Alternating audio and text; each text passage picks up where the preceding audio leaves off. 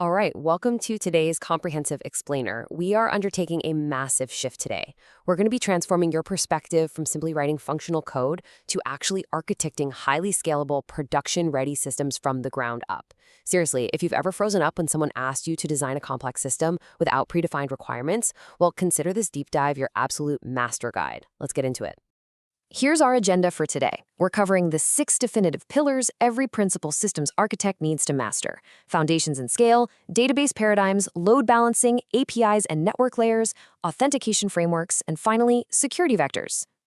Starting right off with Section 1, Foundations and Scale Evolution. Every complex architecture, no matter how massive it gets, starts simple. So we'll begin by breaking down the constraints of a single instance setup before we inevitably hit those load limits. Okay, let's trace the direct interacting layers of a basic system. Imagine a user client hitting a domain, like app.demo.com. The domain name system, or DNS, maps that human-readable address into a raw server IP and shoots it back to the client.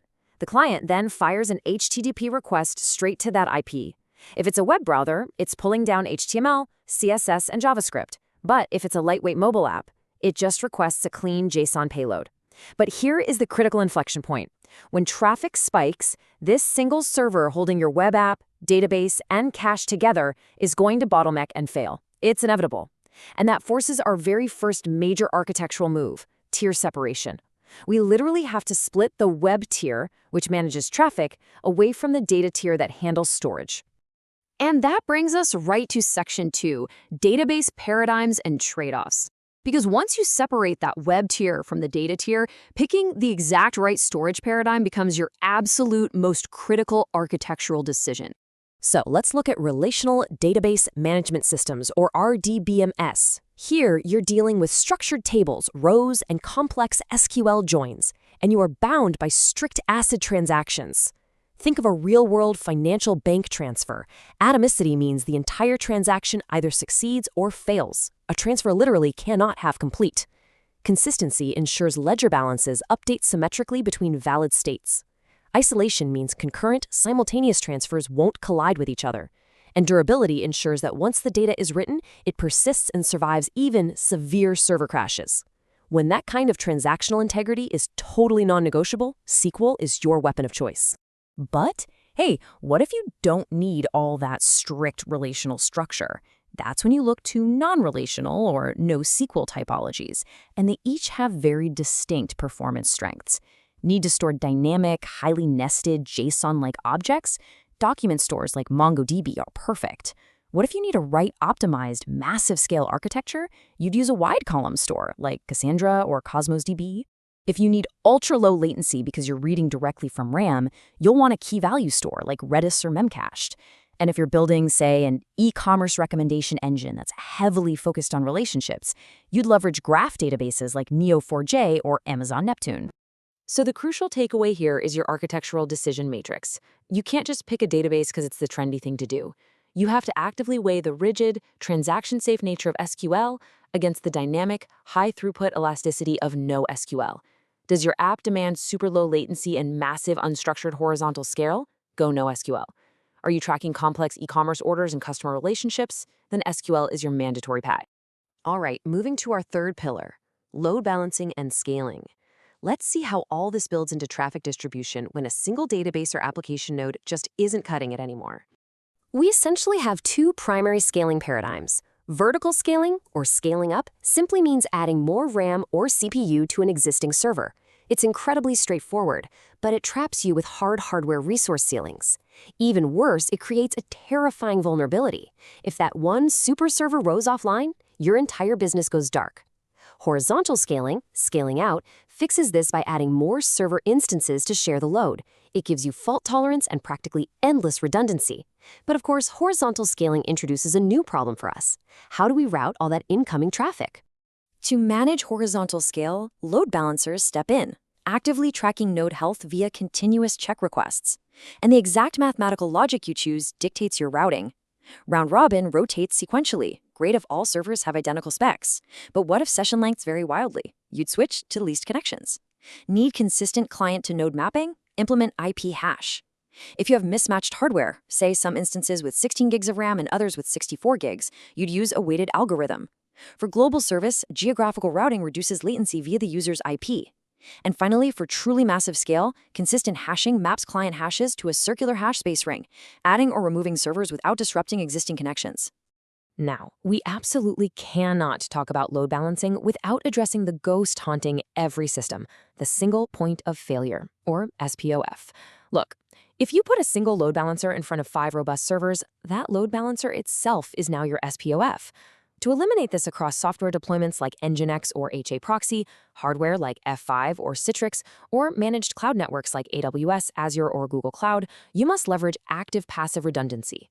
You run multiple load balancers, monitor their health, and deploy self-healing instances that automatically spin up replacements if one drops. Okay, Section 4, APIs and network layers. Once your traffic reliably routes through your load balancers and hits your servers, the application layer takes over to dictate how your distributed nodes actually speak to one another. Let's compress the complex trade-offs between the 3 dominant API styles. REST is the industry standard.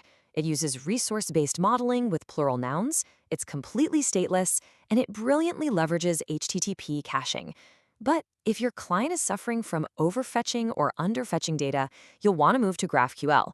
It uses a single endpoint and allows the client to define the exact response schema it needs.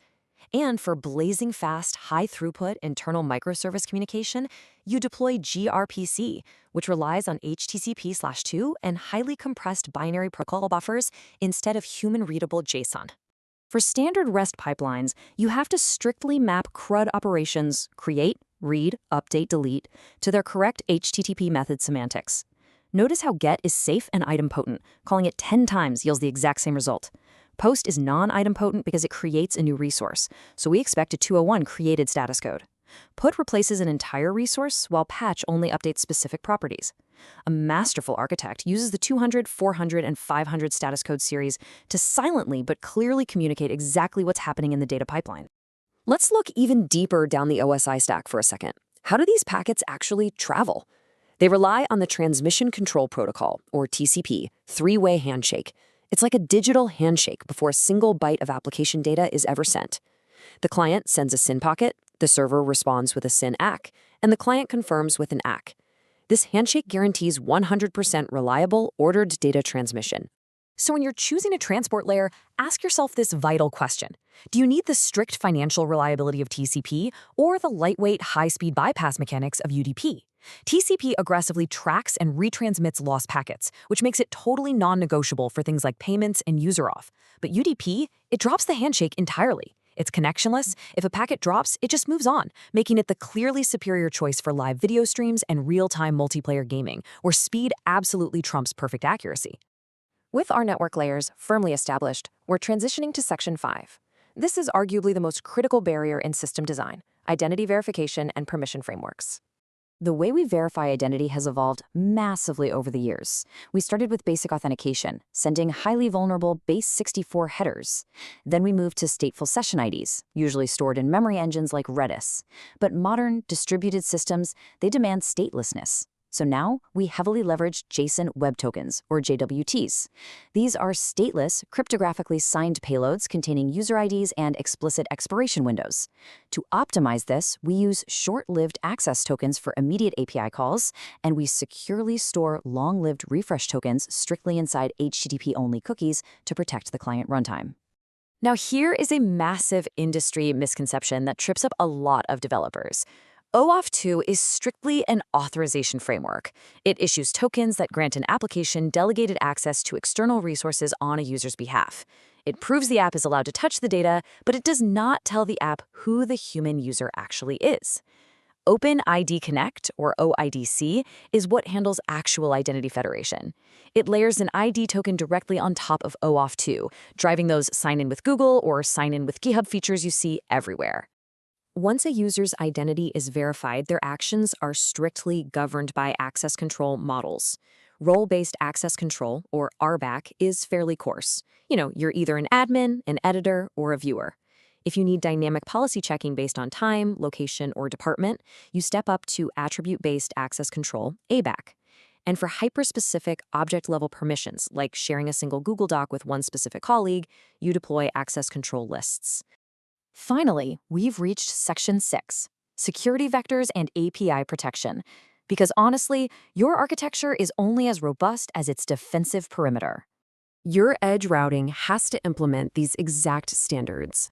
You enforce rate limiting at the endpoint, user IP, and global levels to block resource starvation and brute force DDoS attacks.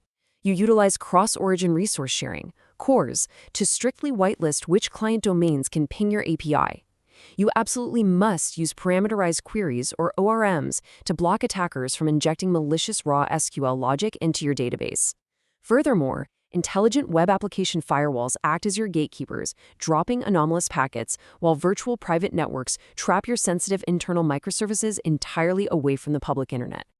You also have to explicitly isolate your client runtime against browser-based exploitation. Cross-site request forgery, or CSRF, happens when a malicious site tricks a logged-in user's browser into making an unwanted request. You block this by binding state-changing transactions to unique cryptographic backend tokens. Cross-site scripting, or XSS, allows attackers to inject execution payloads right into comments and database rows.